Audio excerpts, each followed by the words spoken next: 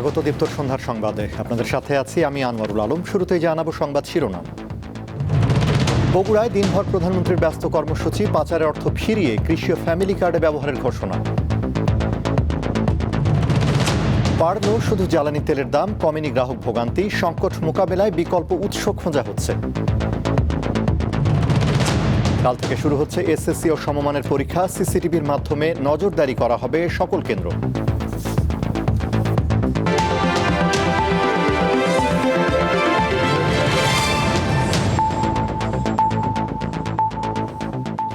এবারে বিস্তারিত।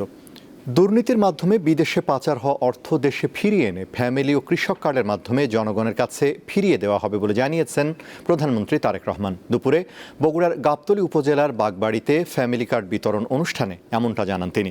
এর আগে সকালে বগুড়ায় পৌঁছান প্রধানমন্ত্রী। এ সময় বগুড়া সিটি কর্পোরেশনের ফলক উন্মোচন করেন তিনি।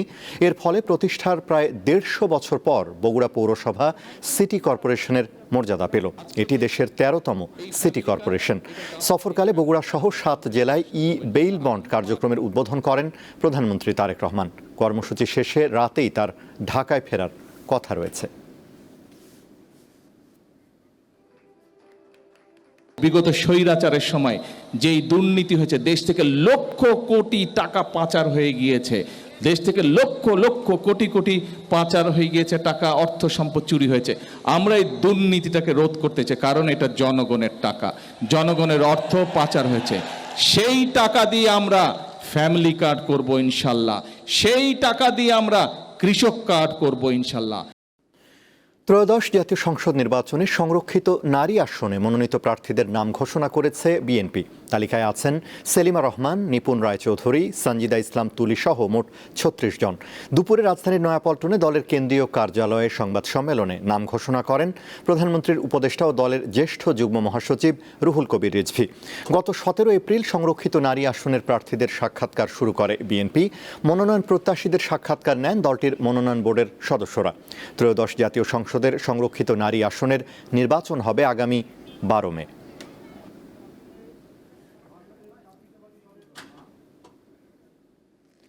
দেশের জ্বালানি সংকট মোকাবিলায় ভারত ও রাশিয়া সহ বিকল্প দেশ থেকে আমদানির উদ্যোগ নেওয়া হয়েছে বলে জানিয়েছেন বাণিজ্যমন্ত্রী খন্দকার আব্দুল মুক্তাদির। বিকেলে জাতীয় সংসদের প্রশ্নোত্তর পর্বে ব্রাহ্মণবাড়িয়া ২ আসনের স্বতন্ত্র সংসদ সদস্য রুমিন ফারহানার প্রশ্নের জবাবে তিনি এ তথ্য জানান। একই সঙ্গে নিত্য প্রয়োজনীয় পণ্যের সরবরাহ স্বাভাবিক রাখার জন্য আমদানি বৃদ্ধি করা হয়েছে বলেও উল্লেখ করেন মন্ত্রী। বিশ্বের অন্যান্য দেশে যেভাবে জ্বালানি তেলের দাম বেড়েছে, বাংলাদেশে সেভাবে বাড়েনি বলেও দাবি করেন বাণিজ্যমন্ত্রী। এর মাধ্যমে মূল্যস্ফীতি বাড়বে না বলেও আশা প্রকাশ করেন তিনি। এদিকে স্বরাষ্ট্রমন্ত্রী আশ্বস্ত করার পরও দেশে মবের ঘটনা ঘটছে বলে মন্তব্য করেন সংসদ সদস্য রুমিন ফারহানা। গত ১.৫ বছর এবং এরপরে গত ২ মাস ধরে আমরা মবের সংস্কৃতি দেখলাম। আমরা দেখলাম বাংলাদেশ ব্যাংকের গভর্নরকে মব করে সরানো হয়েছে, আমরা দেখলাম বাসসের প্রধানকে মব করা হয়েছে, বরিশাল আদালতের প্রাঙ্গণে মব হয়েছে, সুপ্রিম কোর্ট লয়ার্স রুমে মব হয়েছে। মানুষ যখন ন্যায় বিচার পায় না, তখনই এইরকম সংস্কৃতির বাড়ে এবং মানুষ এই ধরনের সংস্কৃতিতে জড়িয়ে যায়।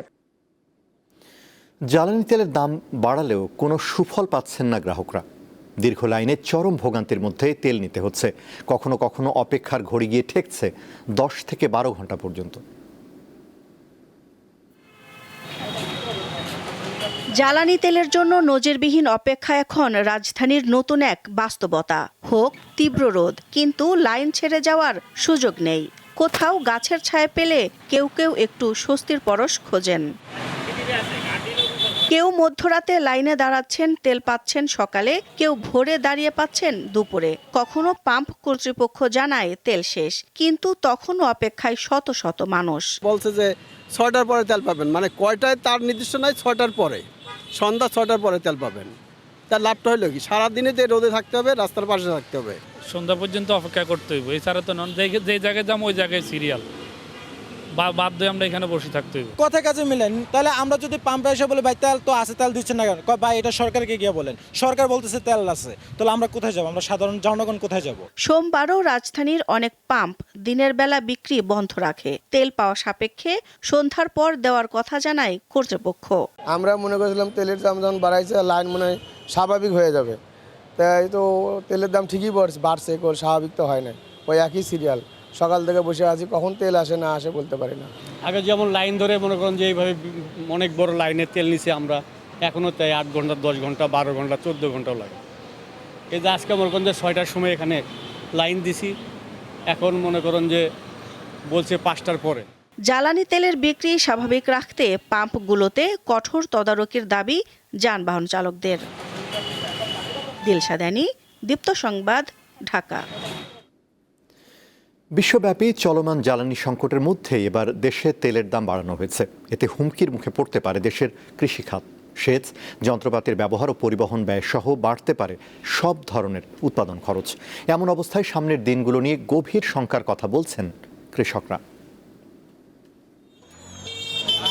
তীব্র জ্বালানি সংকটের মুখে ডিজেল, কেরোসিন, পেট্রোল ও অকটেনের দাম লিটারে 15 থেকে 20 টাকা বাড়িয়েছে সরকার। ফলে ডিজেলের জন্য লিটারে বাড়তি গুনতে হবে 15 টাকা। এর সরাসরি প্রভাব পড়বে কৃষি খাতে। সেচ যন্ত্র, পাওয়ার টিলার ও ট্রাক্টর চলে ডিজেলে, ফলে বাড়বে উৎপাদন খরচ। মনে করেন তেলের দাম এখন বেশি আছে, বুঝলেন? তেলের দাম বেশি হওয়াতে মানে আমাকে চাষবাস করতে আবার দাম আর বেশি হবে।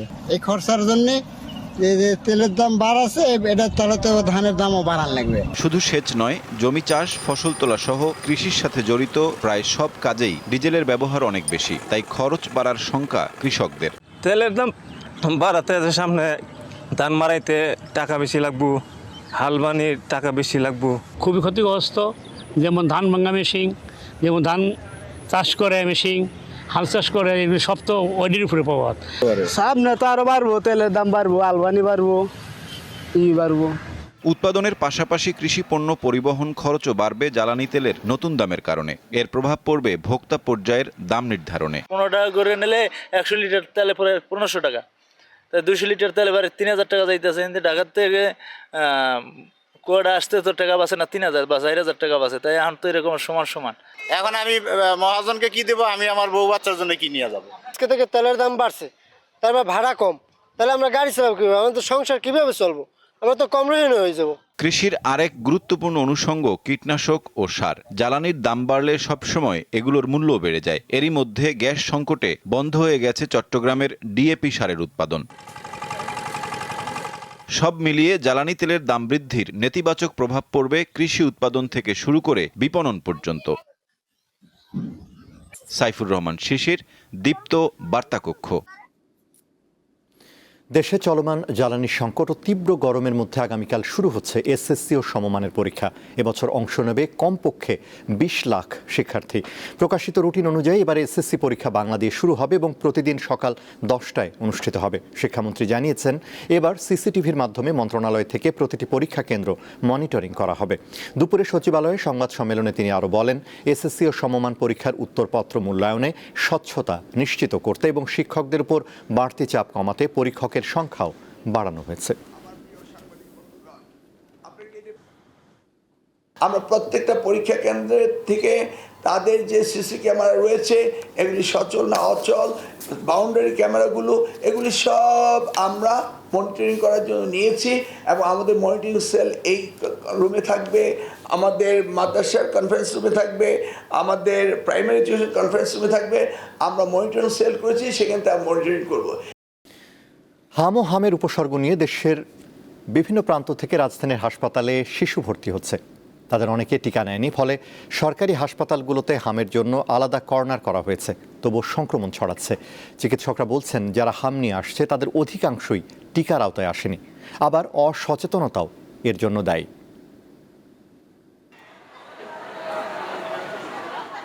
রাজধানীর মুগদা মেডিকেল কলেজ হাসপাতাল। সারা দেশ থেকে হাম ও হামের উপসর্গ নিয়ে অনেক শিশু এখানে চিকিৎসা নিচ্ছে। করা হয়েছে আলাদা কর্নার। সোমবার দুপুর পর্যন্ত এই হাসপাতালে ভর্তি রোগীর সংখ্যা দাঁড়ায় 58। এমনই একজন মোহাম্মদ তাজবীর মাদারীপুরের কালকিনি থানা থেকে 1 সপ্তাহ আগে এসেছে। শিশুটি হামের টিকা পায়নি বলে জানিয়েছে তার মা। টিকা দেওয়ানো হয় নাই, মানে আমাদের গ্রামে যে টিকা দিতে আসে ওনারা আসছিল যখন 4টা টিকা দিছি, তারপরে আর আসে নাই। এখন ওই কার্ডটাও তো দেয় নাই, কার্ডটা দেয় নাই দেখে আর দেওয়া হয় নাই। বেশ কয়েকটি শিশুর স্বজনদের সাথে কথা বলে জানা গেল কেউ নিয়েছে টিকার 1 ডোজ, কেউ বা তাও নেয়নি। হামের টিকা তো আমরা ওইছে না যখন এই কারণে দিতে আসছি না। মানে এটা আমরা তো মনে হচ্ছে আমরা তো যে ক্লিনিকে ও জন্ম হয়েছিল সেই ক্লিনিকে তো আমরা তো মনে হচ্ছে যে সব কটা টিকা দেওয়া হয়েছে। তখন এই যে জ্বরটা আসছিল, আসার পর আমি ওই যে কার্ডটা দেখছি না, কার্ডে দেখছি যে হামের টিকা দেওয়া হয়নি। আমাদের তো বলছে যে টিকা দেওয়া হয়ে গেছে সব কটা। অথচ চিকিৎসকরা বলছেন হামের টিকার কোনো বিকল্প নেই। সাধারণত 1 সপ্তাহের মধ্যেই হামের রোগী সেরে উঠছে, তবে কারো কারো ক্ষেত্রে বাড়তি চিকিৎসার প্রয়োজন হয়। এটা ভাইরাল রোগ, বেশিরভাগ ক্ষেত্রে অ্যান্টিবায়োটিক আসলে লাগে না, সেটা আমাদের খেয়াল রাখতে হবে। কিন্তু যদি দেখা যাচ্ছে না তার সাথে সাথে অন্য ইনফেকশন রয়েছে, সেক্ষেত্রে আমরা অ্যান্টিবায়োটিক দিই। শ্বাসকষ্ট থাকলে শ্বাসকষ্ট কমানোর জন্য কাউকে ওষুধ দিই, কাউকে দেখা যাচ্ছে যে নেবুলাইজ দরকার হলে সেটা দিই। ডায়রিয়া নিয়ে কিছু কিছু রোগী আসে, সেগুলিতে প্রয়োজনে স্যালাইন দেওয়া হয়, ওষুধ দেওয়া হয়, ভিটামিন দেওয়া হয়, এবং প্রতিটা রোগীকেই আমরা পরপর 2 দিন ভিটামিন এ ক্যাপসুল আমরা খেতে দিই। হামের প্রাদুর্ভাব মোকাবিলায় সোমবার সারা দেশে শুরু হয়েছে জরুরি টিকাদান কর্মসূচি। 1,80,00,000 মতো শিশুকে এই প্রতিষেধক দেওয়ার লক্ষ্য নির্ধারণ করেছে সরকার। লাবণী গুহ, দীপ্ত সংবাদ, ঢাকা। অতীতের ব্যর্থতায় সারা দেশে হাম নিয়ে ভীতিকর পরিস্থিতি তৈরি হয়েছে বলে মন্তব্য করেছেন স্বাস্থ্যমন্ত্রী। আজ দেশব্যাপী হাম রুবেলা টিকাদান কর্মসূচি উদ্বোধন করে কথা বলেন তিনি। হামের কারণে জরুরি অবস্থা ঘোষণার মতো পরিস্থিতি এখনো তৈরি হয়নি বলে জানিয়েছেন স্বাস্থ্যমন্ত্রী। সোমবার সকালে নারায়ণগঞ্জের রূপগঞ্জে হাম রুবেলা টিকা কার্যক্রম উদ্বোধন করেন স্বাস্থ্যমন্ত্রী সরদার মোহাম্মদ সাখাওয়াত হোসেন। এ সময় সাংবাদিকদের এক প্রশ্নের জবাবে তিনি বলেন, বর্তমান পরিস্থিতিকে এখনই মহামারী বলা যাবে না।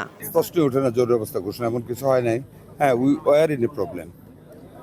বিগত সরকারগুলি ব্যর্থতার কারণে আমাদের সরবরাহ লাইনটা দুর্বল ছিল।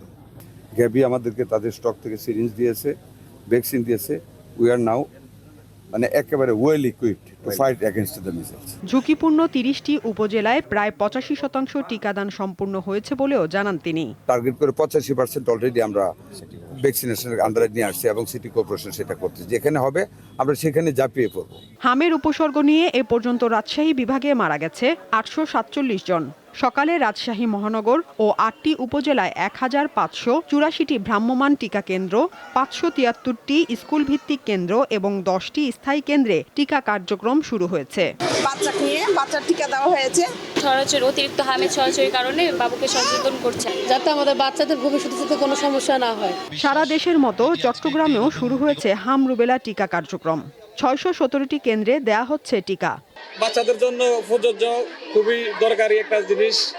বাচ্চাটাকে সুন্দরভাবে সিম্পলভাবে টিকাটা দিছি যে অসুস্থ থেকে মুক্ত থাকে।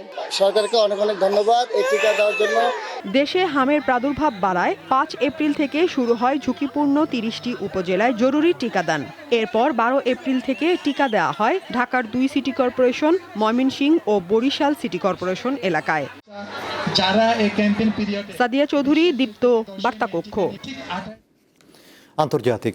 ওমান উপসাগরে ইরানি জাহাজ জব্দের ঘটনায় যুক্তরাষ্ট্রের সামরিক জাহাজ নিশানা করে ড্রোন হামলা চালিয়েছে তেহরান। ইরানের আধা সরকারি সংবাদ সংস্থা তাসনিমের খবরে এই দাবি করা হয়। এর আগে ওমান উপসাগরে তুস্কা নামের একটি ইরানের পতাকাবাহী কার্গো জাহাজ আটকের কথা জানায় যুক্তরাষ্ট্রের নৌবাহিনী। সামাজিক মাধ্যম ট্রুথ সোশ্যাল এক পোস্টে যুক্তরাষ্ট্রের প্রেসিডেন্ট ডোনাল্ড ট্রাম্প জানান জাহাজটি এখন মার্কিন মেরিন সেনাদের কাছে আটক আছে। এদিকে যুক্তরাষ্ট্রের অতিরিক্ত চাহিদা, অযৌক্তিক প্রত্যাশা, বারবার অবস্থান পরিবর্তন এবং চলমান নৌ অবরোধের কারণে দ্বিতীয় দফা আলোচনা প্রত্যাখ্যান করেছে ইরান। যুক্তরাষ্ট্রের সঙ্গে নতুন করে আলোচনার পরিকল্পনা নেই বলেও জানিয়েছে দেশটি। তবে আলোচনার জন্য vice president JD Vance Pakistan যাচ্ছেন বলে জানিয়েছে যুক্তরাষ্ট্র। ইরান যুদ্ধের প্রভাবে টালমাটাল বিশ্ব অর্থনীতি। তবে সামগ্রিক এই মন্দার মাঝেও অভাবনীয় ভালো অবস্থানে রয়েছে 5টি শিল্প খাত। দ্য গার্ডিয়ান বলছে, যুদ্ধ শুরুর প্রথম মাসে বিশ্বের শীর্ষ 100টি তেল ও গ্যাস কোম্পানি ঘন্টায় $3 কোটি বেশি মুনাফা করেছে। এছাড়া বিনিয়োগ ব্যাংক, ক্রিপ্টো এবং অস্ত্র প্রতিরক্ষা খাত ঘিরেও চলছে রমরমা ব্যবসা। ইরান যুদ্ধের ফলে জ্বলছে গোটা মধ্যপ্রাচ্য। উপসাগরীয় অঞ্চলের জ্বালানি অবকাঠামো ক্ষতিগ্রস্ত হওয়া এবং তেল ও গ্যাস সহ গুরুত্বপূর্ণ পণ্যের রপ্তানি বন্ধ থাকায় প্রভাব পড়েছে বিশ্ব অর্থনীতিতে। সামষ্টিক অর্থনীতির এই ভয়াবহ বিপর্যয়ের মধ্যেও কিছু খাত দিব্যি ব্যবসা চালিয়ে যাচ্ছে, করছে অভাবনীয় মুনাফা। বিনিয়োগ ব্যাংকগুলোর জন্য এই যুদ্ধ এসেছে আশীর্বাদ হয়ে। লেনদেনের পরিমাণ বৃদ্ধি পাওয়ায় ব্যাংকগুলো লাখ লাখ ডলার আয় করছে। 2026 সালের প্রথম প্রান্তিকে বিশ্বের শীর্ষ বিনিয়োগ ব্যাংক মর্গান স্ট্যানলির মুনাফার পরিমাণ $557 কোটি, যা গত বছরের তুলনায় 29% বেশি। আরেক বিনিয়োগ ব্যাংক গোল্ডম্যান স্যাক্সের আয় 19% বেড়ে দাঁড়িয়েছে $563 কোটি। আরেক আর্থিক প্রতিষ্ঠান জেপি মর্গান চেজের মুনাফা হয়েছে $1649 কোটি। মূলধারার বিনিয়োগ ব্যাংকগুলোর পাশাপাশি মুনাফা লুটছে ক্রিপ্টো খাতের বিভিন্ন প্রতিষ্ঠানও। ক্রিপ্টো ভিত্তিক প্রেডিকশন মার্কেটের বাজারগুলো এখন ব্যাপক জনপ্রিয়। পলিমার্কেট বা কালশির মতো প্ল্যাটফর্মগুলোতে মানুষ যুদ্ধ ও নির্বাচনের ফলাফলের উপর বাজি ধরছে, যা থেকে প্রতিদিন গড়ে $10 লাখ বেশি আয় করছেন তারা। বৈশ্বিক সংঘাতের কারণে অ্যারোস্পেস এবং প্রতিরক্ষা ও অস্ত্রশিল্প এখন তুঙ্গে রয়েছে। ইউক্রেন, ইরান, সুদান ও গাজা যুদ্ধের প্রণোদনায় বিশ্বের প্রায় অর্ধেক দেশ তাদের সামরিক বাজেট বাড়িয়েছে। ফলে ড্রোন ও মিসাইল নির্মাতা কোম্পানিগুলোর শেয়ারের দাম গত এক বছরের তুলনায় বেড়েছে 32%। এছাড়া যুদ্ধের ধাক্কা সত্ত্বেও রমরমা ব্যবসা করছে কৃত্রিম বুদ্ধিমত্তা খাত। বিশ্বের শীর্ষ এআই চিপ নির্মাতা প্রতিষ্ঠান তাইওয়ান সেমিকন্ডাক্টর ম্যানুফ্যাকচারিং কোম্পানি এবছরের প্রথম 3 মাসে আয় করেছে $18.1 বিলিয়ন, যা গত বছরের তুলনায় 58% বেশি। ইরান যুদ্ধের সুযোগকে কাজে লাগিয়ে বড় অঙ্কের অর্থ আয় করছে বিশ্বের শীর্ষ তেল ও গ্যাস কোম্পানিগুলো। 28 ফেব্রুয়ারি যুদ্ধ শুরুর পর থেকে এক মাসে আরামকো, গ্যাসপ্রমের মতো কোম্পানিগুলোর অতিরিক্ত $2300 কোটি মুনাফা করেছে। যুদ্ধের প্রথম মাসেই শীর্ষ 10টি প্রতিষ্ঠান ঘন্টায় অতিরিক্ত আয় করেছে $3 কোটি বেশি। এমন পরিস্থিতিতে সবচেয়ে বড় সুবিধাভোগীরা হলো সৌদি আরবের আরামকো, রাশিয়ার গ্যাসপ্রম ও যুক্তরাষ্ট্রের এক্সন মোবিলের মতো প্রতিষ্ঠানগুলো। জ্বালানি গবেষকরা বলছেন, তেলের দাম গড়ে $100 থাকলে যুদ্ধের সুযোগে 2026 সালের শেষ নাগাদ তেল ও গ্যাস কোম্পানিগুলোর অতিরিক্ত মুনাফা প্রায় $23,400 কোটি পৌঁছাবে। আশরাফ শুভ, দীপ্ত, বার্তাকক্ষ। শেষ করব দীপ্তর সন্ধ্যার সংবাদ। তার আগে সংবাদ শিরোনামগুলো জানাবো আরও একবার। বগুড়ায় দিনভর প্রধানমন্ত্রীর ব্যস্ত কর্মসূচি, পাচারের অর্থ ফিরিয়ে কৃষি ও ফ্যামিলি কার্ডে ব্যবহারের ঘোষণা। বাড়ল শুধু জ্বালানি তেলের দাম, কমেনি গ্রাহক ভোগান্তি, সংকট মোকাবেলায় বিকল্প উৎস খোঁজা হচ্ছে। কাল থেকে শুরু হচ্ছে এসএসসি ও সমমানের পরীক্ষা, সিসিটিভির মাধ্যমে নজরদারি করা হবে সকল কেন্দ্র।